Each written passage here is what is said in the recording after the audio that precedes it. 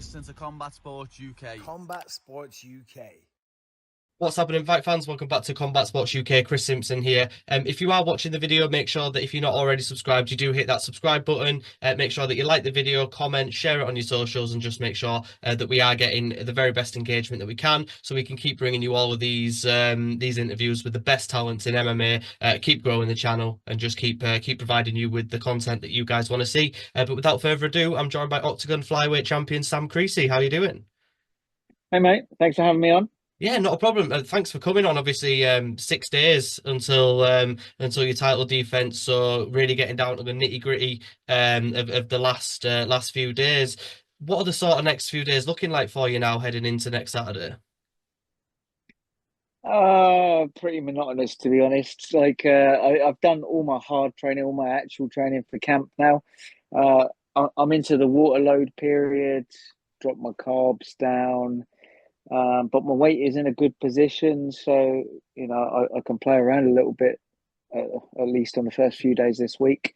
I will continue training Monday and Tuesday. I'm teaching on Tuesday all day and all night anyway, so I'll be in the gym. And then Wednesday, have a complete day off, get my hair cut, get myself ready, make sure everything's packed. Thursday we're flying. And then we're into the weight cut, and good times ahead. Yeah, definitely. I mean, I guess not the pressure, because you've done this so many times before. I guess you don't really feel too much of the pressure leading up to fight night. But in terms of your actual training camp as a whole, I know it must have felt like a long one, because obviously this fight was meant to have been scheduled before, and you've had your injury. How's this training camp been for you? As good as they ever are, really. I can say, I'm the best I've ever felt, and all of that bollocks that comes with it, but that's a lie, I got niggles here and there. I've had them all the way through camp, as you would expect. But camp has gone reasonably well, certainly better than the last one, and I'm ready. Yeah, I can't remember. I think it might have been Michael Bisping that said if fighters say that it's the best they've ever felt and they've got no injuries or anything, or no niggles going into a fight, he says they're liars. They're all liars. Yeah, I think They've not had a training camp. That's why. No, exactly. They've not been training. They've rolled off the couch and now they're going to get in the cage. But yeah, obviously, like I said, you had that setback when you were meant to defend your title against Benno last year. You've been preparing for him for a while now. Do you think that sort of plays into it all, that you've had so much time to prepare for him? Because at the end of the day, he's had that time to prepare for you as well. So I don't know if it makes too much difference. Honestly, I wouldn't say so. I mean, I could have spent a year looking at him, longer even, and then he could come across the cage and do something completely different. So, that is the nature of the game. We shall see what happens in there, but I'm well prepared for what he brings, and I'm sure he's prepared for what I'm going to bring. So let's see who's the better man on the night. Yeah, it should be a fantastic fight. In terms of obviously when you did have the injury, how was the recovery process for that? And do you feel like that's kind of been eradicated now, and you're not got an issue with that particular problem that you were suffering from? I would say not, but who knows until the fight happens. I feel good though at the minute. I'm carrying a few bits and pieces. Will always be carrying a few bits and pieces from the sport that we train in. And unless I was just exercising and not doing any physical contact, it's very difficult to stay injury clear. But I feel good. I'm ready to go, and we'll see what happens. Yeah, exactly. And I just want to talk to you about your transition from obviously being very successful in Cage Warriors, two-time champion. Obviously, you had a really good time there. You were loved by a lot of people, and I think people were quite sad to see you go. Did you just feel like it was the time for a new challenge and a bit of more of a test for yourself competing on Oktagon? It feels just like a little bit. A change was needed. Change was needed. It was a difficult sell for me to be fighting for the title again on Cage Warriors, and I think I think it would have been difficult to convince Shaj to fight me again. um, but it felt like it was a perfect opportunity at the perfect time that Oktagon came to the UK again, and they had that fight free for a long time. I was always looking at it and just aware that maybe I should slide into that spot. Yeah, definitely. And like I said, it was fantastic to see you in Cage Warriors, but I was excited to see you further your horizons and get on a different show. And you've been obviously just as good as you have been in Cage Warriors. Just want to talk about what the work you're starting to do in Legends MMA, because I was speaking to Faisal last week, and we were just chatting about yourself and stuff. And what sort of thing have we got going on at Legends? Because I know Faisal's really excited about the talent you've got going up, and you've got a lot to do with that as well. He's created a really good place for young talented martial artists to go out and have an opportunity to go and prove themselves, and like to prove the doubters wrong, if you like. It's He's created something really good there. There are a lot of gyms in Luton. Luton is known really as a fighting town, or as a place that's not really got a great deal of prospects for a lot of young guys. And it's nice to see a fair few people come into the gym and kind of turn their lives around, and it gives them like a renewed, I don't know, vigor for life, or a pathway they can follow to achieve something great.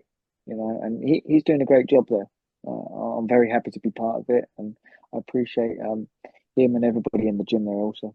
Yeah, well, I've interviewed like a few of the amateur guys after they've competed, and they've always said, "Oh, I need to be humble in my interview, otherwise Fable's gonna slap me." I was like, "Yeah, yeah." So I love that for him. He's got because Yeah. it's more like whereas like keeping them grounded outside of the cage, he needs to keep them grounded inside of the cage and promote that we are all working towards the same thing. It's not all personal, and to kind of keep that respect, I think.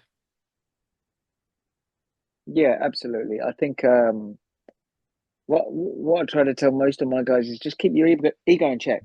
Like, you should be confident. Yeah, if you're going to go and have a fight, you need to be confident. Otherwise, you probably shouldn't be in there in the first place. That is not to say you shouldn't have moments where you doubt yourself, but you should have proved within the gym, in that gym environment, in those sparring environments, other gyms, in the interclubs that you've gone to, that you've built up something where you have a confidence in your own ability to go out there and compete with, a guy of a similar level. Yeah. That's the difference between, that ego for me, because that ego wants you to scream it from the rooftops that I'm going to smash this guy to pieces or that guy to pieces. But reality is, it's a fight. It can go either way, especially if MMA in those tiny little gloves. You know, you zig when you should have zagged, and that's what she wrote. Yeah, definitely. I just want to speak about obviously how you're coming into your mid-30s now. This is like a lot of fight Mm. camps for you now. In terms of the fight camps, I don't think they ever get any easier. How has this kind of been on your body, and how are you feeling kind of heading into your mid to late 30s now? Well, I don't really look at them as fight camps, if you like, because the probably the the biggest part of my longevity has been that I don't really do fight camps. I try and stay in shape all year round, so I'm ready at the drop of a hat. I don't go out partying. I don't really abuse my body in any way, and so I'm able to look after it and stay young, appearing young, athletic, and fit still. Um, but I'm aware that I'm getting older. The injuries are appearing, um, and I just need to be mindful of them. It's taken me a little while as well to kind of accommodate my age coming into play, to slow down on some of the things I would just do in my training in the past, where I would just go balls to the walls, not overtraining, but just resting is for the weak, Yeah, definitely. kind I of think attitude. yeah, I can't remember who said it, but it was like stay ready so you don't have to get ready. I've got all these like quotes in my head, and I have no idea who said them all. But I've not made these up myself. I've not made them up myself. I promise. I'm not that philosophical. So a lot of people say that if you made a list of the most talented fighters to ever not compete in the UFC, whenever you speak to anyone, Sam Creasey's on that list 9 times out of 10. Do you have any sort of maybe disdain, or maybe you're a bit irritated that you didn't ever get into the UFC, or are you pretty happy with how, because like you've had a fantastic career. Me and Faisal spoke about it. You're a legend of the sport. Everyone in the UK has utmost admiration for you. But is there ever, and it's not to say it won't still ever happen, but is there any ever sort of regret that you never got to the UFC? No, not really, to be honest. Like, if I were to say yes, that would be blaming myself, basically. Yeah. You know, the reason I've not got to the UFC and probably missed out on a few opportunities was patience, inexperience. I wanted to fight. I've always wanted to fight and be as active as possible. Starting this sport and coming into martial arts very late meant I was, on my bike straight away. Let's go, right? I got to commit as much as possible, and that's not helped me with my career. If you like, I've been too eager to say yes. Moments when I've said yes to fights that I shouldn't have said yes to. Moments when I've agreed to fights when guys have missed weight. Um, Moments when I've rearranged fights very quickly. Uh, Coming back from illness or injuries. Um, but at the end of the day, they're all excuses. It's on me, you know. If I had been good enough at the time, I'd be in the UFC. And I know what my level's at. I could be in the UFC level wise now. It would just be a case of, do I fit the bill? Am I what they're looking for? Yeah, I don't understand how you wouldn't be. Like, in my opinion, your top five flyweights in the world, like a very least top 10 flyweights in the world. Like, it's clear to see, and I think a lot of people see a massive gap in that flyweight division where a guy like you could come in and cause some real problems. So yeah, if he had any sense about himself, Dana White, he'd be like, yeah, let's freshen up this flyweight division and get someone who's exciting and brings it and has the look and knows how to speak. So yeah, I think they've missed a trick a bit there. In terms of the actual fight, have you got any sort of idea about how you see this fight going and what you think Benno's approach to the fight will be? Um, he's a very high level guy as well, and I know he's fought a lot in the past. Um, I've seen he's got very very good boxing from the looks of things. I imagine he's got good wrestling, decent grappling. So I'm expecting him to come to bring it and be ready for 5 rounds. I believe where the fight will favour me is my experience, my well-roundedness. I can take the fight wherever, and I will in order to win. Yeah, I don't think there's not many people in the sport are going to outthink you in Mm. terms of especially over 5 rounds. I don't think there's many that are going to be able to keep that sort of concentration for 25 minutes and not slip up against you and be able to Mm. kind of maneuver around you. So I think that's kind of how I see it happening. In terms of how you're going to approach this fight, is it just going to be the same as most other fights where you kind of focus on what you do best rather than what your opponent's doing? Yeah, pretty much. I mean, I've focused on opponents' skill sets in the past, perhaps too much, and that's caused me to, to be worrying about their game rather than focusing on my own. He's going to be good. He's going to be good. I'm going to figure him out, perhaps slowly. Perhaps I'll have to figure him out really quick. We'll see how the fight plays out. But I believe my experience and my fight IQ will tell him there. Yeah, and if you get through this fight, no injuries, no issues, relatively plain sailing, what are your plans for the rest of the year? I'd like to be out before the summer, ideally, maybe May, June time. That would be ideal again, and then that will allow me another chance to get perhaps one more fight before the year's out. But I it's a story that I keep on telling all the time now. That's what my career is, and so I'm writing another chapter and another chapter. And the longer periods of time that I have off, the less I've got to add to the story, if you like, because I know time will run out. Yeah, well, I think Jim Miller has that sort of attitude as well. He's had that attitude over the last few years. He's like, I don't want to stop. He was like, because I don't know how long I've got left, and he doesn't want to take, because it's a privilege at the end of the day. I think that you've been bestowed on having this ability to, and this opportunity to be able to express yourself through the medium of fighting.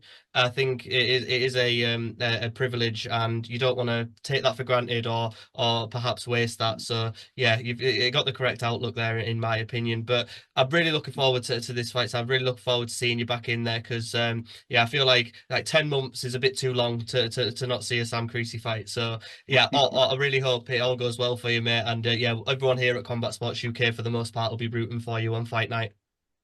Thank you very much. Not a problem. Make sure, like I said, like and subscribe to the channel. Make sure you go follow Sam as well if you don't already, and make sure that you tune into his fight next Saturday on Oktagon. It's going to be one hell of a fight, and yeah, with no doubt that he's going to retain that flyweight title. But yeah, once again, Sam, thank you so much for coming on. I really appreciate your time, and all the best for next Saturday. Pleasure, man. Thank you very much. Nice one. Thank you.